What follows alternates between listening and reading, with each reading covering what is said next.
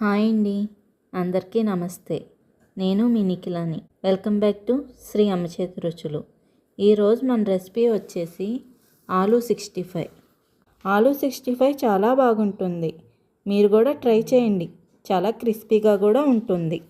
పప్పు, రసం, సాంబార్లోకి చాలా బాగుంటుంది.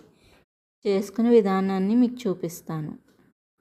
1 స్పూన్ కారం, తగినంత ఉప్పు, ధనియాల జీలకర్ర పొడి table spoon, garam masala table spoon, 1/2 spoon అల్లం వెల్లుల్లి పేస్ట్, 3 స్పూన్స్ మైదా, 2 స్పూన్స్ కార్న్ఫ్లవర్, బంగాళదుంపలు 1/2 కేజీ తీసుకుని చిన్న చిన్న ముక్కల కింద కట్ చేసుకుని వాటర్లో వేసుకోవాలి. కళాయిలో వాటర్ పోసుకుని కొంచెం బాయిల్ అయిన తర్వాత ముందుగా కట్ చేసి పెట్టుకున్న బంగాళదుంప ముక్కల్ని ఇందులో వేసుకుని ఉడకపెట్టుకోవాలి. 1 స్పూన్ సాల్ట్ కూడా వేసుకుని బాయిల్ చేసుకోవాలి. 60% బాయిల్ అయితే సరిపోతుంది. ఈ విధంగా బాయిల్ అయితే సరిపోతుంది. ఇప్పుడు ఒక దాంట్లోకి వడపోసేసుకోవాలి బంగాళదుంప ముక్కలన్నిటిని కూడా.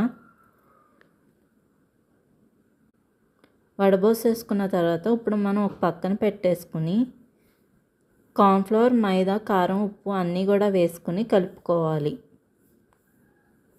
పించ్ ఆఫ్ కలర్ కూడా వేసుకోవాలి. ఫుడ్ కలర్ ఆప్షనల్ అండి, కంపల్సరీ వేసుకోవాలని కాదు. ఒకసారి మొత్తం కలుపుకోవాలి. బంగాళదుంప ముక్కలను కూడా వేసుకొని కలుపుకోవాలి. గట్టిగా కలుపుకోకూడదండి, స్మాష్ అయిపోతాయి. స్లోగా కలుపుకోవాలి.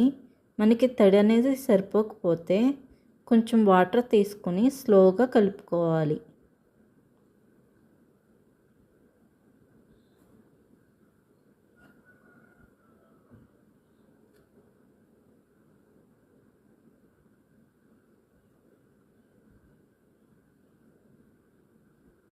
కలుపుకున్న తర్వాత ఈ మిశ్రమాన్ని పక్కన పెట్టుకొని కళాయి తీసుకొని తగినంత ఆయిల్ పోసుకోవాలి.